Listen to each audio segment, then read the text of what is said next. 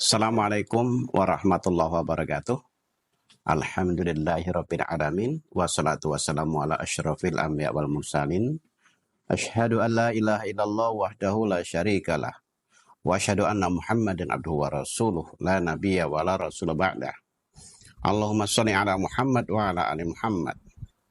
Rabbi syrah li sadri wa yassir li amri wahlul 'uqdatam min lisani yafqahu qawli. Saudara-saudaraku, sahabat Musata yang berbahagia, alhamdulillah pada kesempatan ini kita bisa bersama-sama menikmati satu amalan Allah, ibadah kepada Allah, yaitu puasa di bulan Ramadan.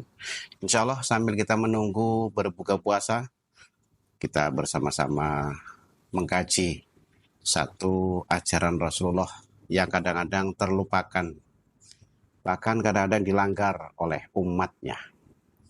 Terlihat sepele, tetapi ternyata itu adalah satu pelanggaran. Yang namanya pelanggaran adalah satu perbuatan dosa. Apa itu? Yang pertama adalah orang yang sedang sholat sambil menahan buang air, baik air besar atau air kecil, BAB, ya. Menahan itu nggak boleh. Itu larangan. Dan ada hadisnya. Nggak boleh. Jadi menahan sambil sholat, menahan buang air kencing, buang air besar, itu nggak boleh. Lebih baik kita membatalkan sholatnya. Demi kepentingan kekhusyuan kita dalam sholat. Yang kedua, suka bernazar. Jadi satu larangan seakan-akan terkesan orang bakhil kalau orang yang suka bernazar. Contoh, besok kalau saya lulus, saya akan motong sapi, saya akan motong kambing, saya akan traktir kawan-kawan. Itu boleh-boleh saja bernazar. Tetapi kalau sering-sering atau senang bernazar, itu sebenarnya satu larangan. Karena terkesannya adalah orang bakhil, orang pelit. Yang ketiga, ghibah. Nah, ini berbahaya sekali. Ini juga nggak boleh, satu larangan. Ghibah itu membicarakan aib orang lain, apalagi orang lain itu tidak ngerti atau bahkan nggak benar, itu nggak boleh membicarakan aibnya orang lain, nggak boleh, itu larangan. Kadang-kadang manis enak kita membicarakan aibnya orang lain, tapi itu adalah satu larangan. Yang ketiga, yang keempat, mencela makanan.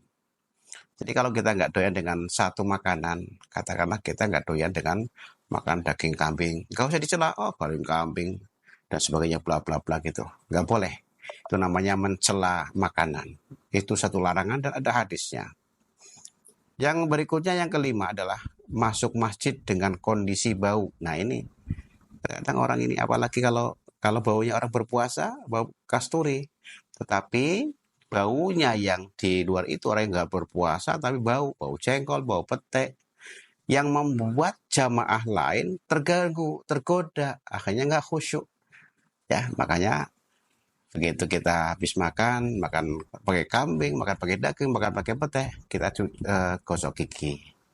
Nah, itu larangan kalau kita sampai masuk ke masjid kok berbau, baunya bau yang nggak sedap, bau yang nggak enak, yang bisa menimbulkan ketidakkhusyuan orang lain. Yang keenam, mengambil hak orang lain. Udah pasti ini mencuri, nyopet, garong, dan sebagainya, ngerampok. Ini mencuri, mengambil hak orang lain dan sebagainya, sampai masalah yang kecil-kecilnya. Ya, termasuk duduk di tempat suatu majelis yang orang lain pengen duduk tapi nggak bisa, padahal itu ada haknya orang lain. Itu satu larangan, nggak boleh. Yang berikutnya, makan dan minum dengan berlebihan. Nah, jadi ajaran Rasulullah itu berhenti sebelum makan, sebelum kenyang, ya, atau berhenti sebelum kenyang, makan setelah lapar. Jadi nggak boleh kita berlebihan. Cukup, ya, cukup sekadarnya. Yang penting kita berisi. Apalagi ini di hari bulan-bulan puasa, bulan Ramadan, ini peringatan ini.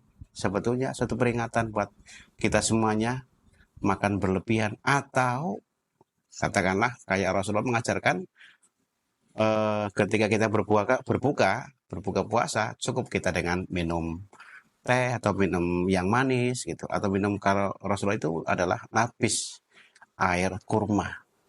Nah, ini yang diperbolehkan oleh Rasulullah. Jangan kunyah sekunyah-kunyah baru ke masjid. Yang kedelapan, yang berikutnya adalah mencabut uban. Nah, ini kelihatan sepele. Seakan-akan itu hal yang wajar. Gatel. Ya, tapi itu larangan. Biar suruh rontok sendiri. Ya, nggak kerasa. Kelihatannya sepele. Mencabut uban. Udah terbiasa ini. Kebiasaan yang sudah terjadi pada orang-orang yang sudah umurnya sudah tua itu kadang nggak terasa. Itu mencabut ubannya sendiri, nggak boleh. Kemudian memotong pembicaraan orang lain. Ada orang lain dalam satu perdebatan, dalam bermusyawarah, ini nggak boleh dipotong. Memotong pembicaraan orang lain. Orang lagi bermusyawarah, lagi ngobrol, tahu-tahu dipotong, nggak boleh. Itu larangan. Kemudian tertawa ketika ada orang lain kentut. Nah ini seakan-akan, oh perbuatan lucu, seakan-akan kejadian lucu. Nggak boleh mentertawakan orang yang kentut. Nah, orang yang kentut malah bangga biasanya. Ini larangan. Mentertawakan orang yang kentut. Nggak boleh. Makanya kentut nggak bisa untuk bermain-main. Kemudian membunuh binatang dengan cara dibakar. Nah, ini baik itu yang besar atau kecil.